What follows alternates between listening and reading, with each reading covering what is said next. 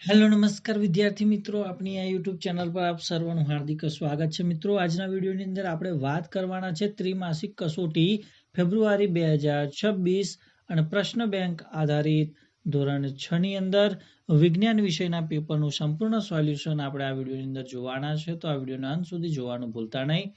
Channel ઉપર પ્રથમ વખત આવેલા હો તો ચેનલને જરૂરથી સબસ્ક્રાઇબ કરી દેજો.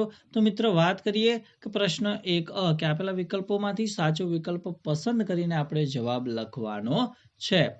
તો એમાં પહેલો પ્રશ્નની વાત કરીએ તો સૌપ્રથમ કયા પ્રકારનું રેલવે એન્જિન શોધાયું હતું?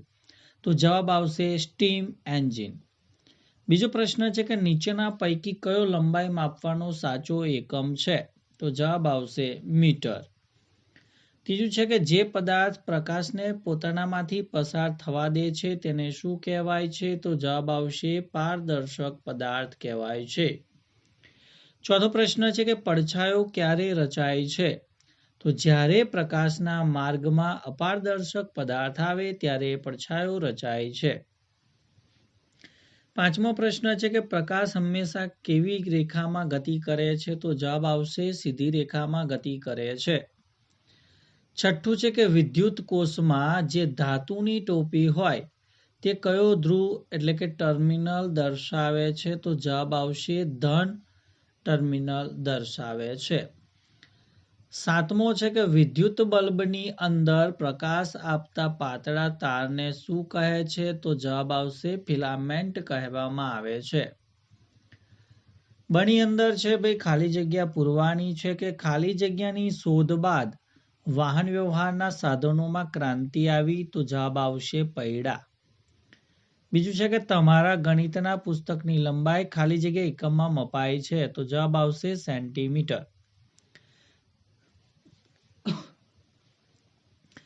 ત્રીજું છે કે જે પદાર્થો પ્રકાશને પોતાનામાંથી સંપૂર્ણપણે પસાર થવા દે છે તેને ખાલી જગ્યા પદાર્થો કહે છે? તો જવાબ આવશે પારદર્શક પદાર્થ.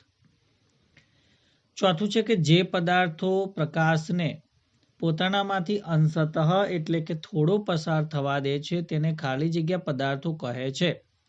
તો એ આવશે પારભાષક.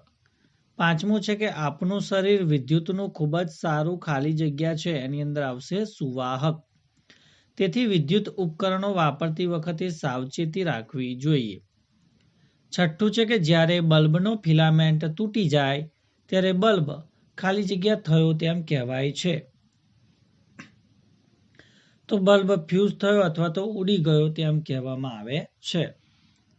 ત્યારબાદ વિધાન ખરા છે કે ખોટા એ જણાવવાના છે.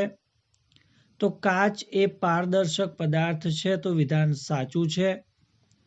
બીજું કે ચંદ્ર સ્વયં પ્રકાશિત પદાર્થ છે, તો વિધાન ખોટું છે. ત્રીજું કે વિદ્યુત પ્રવાહ ધાતુઓમાંથી પસાર થઈ શકે છે, તો આ વિધાન સાચું છે.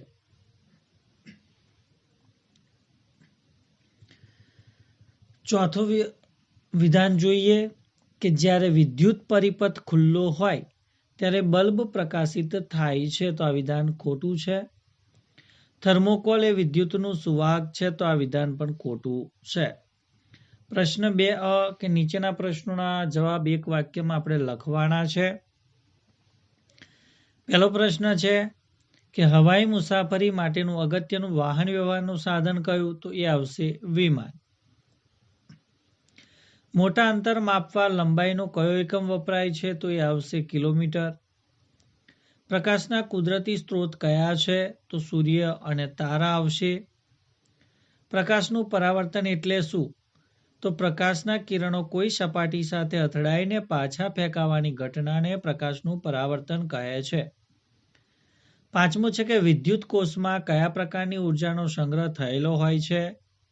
તો વિદ્યુત કોષમાં રાસાયણિક ઉર્જાનો સંગ્રહ થયેલો હોય છે. છઠ્ઠું છે કે વિદ્યુત સુવાહક પદાર્થોના 2 ઉદાહરણ આપો. તો તાંબુ, લોખંડ અને એલ્યુમિનિયમ જેવી ધાતુઓ વિદ્યુતની સુવાહક છે. ત્યારબાદ પ્રશ્ન 2બ જેની અંદર આપણે જોડકા જોડવાના છે. પહેલું છે વિદ્યુત કોષ, તો જવાબ આવશે રાસાયણિક ઉર્જાનું વિદ્યુતમાં રૂપાંતર કરતું સાધન. બીજું છે સ્વિચ, તો વિદ્યુત પરિપથને તોડવા કે જોડવા વપરાતું સાધન. ત્રીજું છે ફિલામેન્ટ, તો પ્રકાશ આપતો પાતળો તાર. અને ચોથું છે વિદ્યુત સુવાહક, તો જે પદાર્થમાંથી વિદ્યુત પસાર થઈ શકે છે તેને કહેવાય.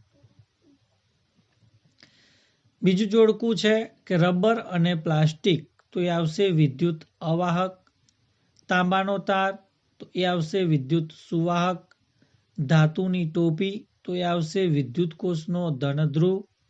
અને ધાતુની તકતી, તો એ આવશે વિદ્યુત કોષનો ઋણ ધ્રુવ. આગળનું ત્રીજા નંબરનું જોડકું જોઈએ. અરીસો, તો ભાઈ પ્રકાશનું પરાવર્તન કરે છે. કાચ, તો પ્રકાશને સંપૂર્ણ પસાર થવા દે છે. તેલિયો કાગળ, તો ભાઈ પ્રકાશને અંશતઃ પસાર થવા દે છે. અને લાકડું, તો પ્રકાશને બિલકુલ પસાર થવા દેતું નથી. ચોથા નંબરનું જોડકું છે કે ભાઈ પ્રકાશની ગતિ, તો સીધી રેખામાં હોય છે. પડછાયો હંમેશા કાળો હોય છે. પિનહોલ કેમેરા, તો ઉલટું પ્રતિબિંબ આપે છે. અને પરાવર્તન, તો વસ્તુનું પ્રતિબિંબ આપે છે. ત્યારબાદ પ્રશ્ન 3 છે ભાઈ પ્રશ્નોના માગ્યા મુજબ આપણે ઉત્તર લખવાના છે, જેની અંદર આપણે વૈજ્ઞાનિક કારણ આપવાનું છે કે ઇલેક્ટ્રિશિયન કામ કરતી વખતે રબરના મોજા પહેરે છે. તો વિદ્યાર્થી મિત્રો એનો પણ તમે અહીંયા જવાબ જોઈ શકો છો. બીજો પ્રશ્ન કે વિદ્યુત સુવાહક અને અવાહક વચ્ચેનો તફાવત ઉદાહરણ સાથે સમજાવો, એનો પણ જવાબ તમે અહીંયા જોઈ શકો છો. ત્રીજો પ્રશ્ન છે કે ટોર્ચમાં વિદ્યુત પરિપથ પૂર્ણ કેવી રીતે થાય છે, તો એનો પણ જવાબ જોઈ શકો છો. ત્યારબાદ ચોથો પ્રશ્ન છે કે પદાર્થનું વર્ગીકરણ પારદર્શક, અપારદર્શક અને પારભાષકમાં કરવાનું છે, તો એ પણ તમે અહીંયા જવાબ જોઈ શકો છો. પાંચમો પ્રશ્ન કે ભાઈ પ્રકાશના સ્ત્રોતો એટલે શું, તેના પ્રકાર ઉદાહરણ આપી સમજાવવાના છે, તો એનો પણ જવાબ તમે જોઈ શકો છો. છઠ્ઠું છે કે કુદરતમાં પણ રસપ્રદ પિનહોલ કેમેરા છે, સમજાવો, તો એનો પણ જવાબ તમે અહીંયા જોઈ શકો છો. પ્રશ્ન 4 છે કે ભાઈ અંતર માપવા માટે સ્થિતિસ્થાપક રબર પટ્ટીનો ઉપયોગ શા માટે નથી કરતા, તો એનો પણ જવાબ અહીંયા તમે જોઈ શકો છો. બીજો પ્રશ્ન છે કે ભાઈ પિનહોલ કેમેરા બનાવવાની રીત વર્ણવો, તો એનો જવાબ પણ જોઈ શકો છો. ત્રીજું છે કે વૈજ્ઞાનિક કારણ આપો. ચંદ્ર પ્રકાશ આપે છે પરંતુ તે પ્રકાશનું ઉદ્ગમ સ્થાન ગણાતું નથી, તો એનો પણ જવાબ તમે અહીંયા જોઈ શકો છો. ચોથું વિદ્યુતનો ઉપયોગ કયા કયા કાર્યોમાં કરવામાં આવે છે, તો એનો પણ જવાબ તમે અહીંયા જોઈ શકો છો. ત્યારબાદ વિદ્યાર્થી મિત્રો વાત કરીશું પ્રશ્ન નંબર 5ની, કે પગલાની લંબાઈને એકમ ગણી વર્ગની લંબાઈ અને પહોળાઈ માપી, તો એનો પણ જવાબ તમે જોઈ શકો છો. બીજો પ્રશ્ન કે ભાઈ પડછાયો હંમેશા પડદા પર મળે છે તે દર્શાવવું, તો એનો પણ જવાબ તમે અહીંયા જોઈ શકો છો.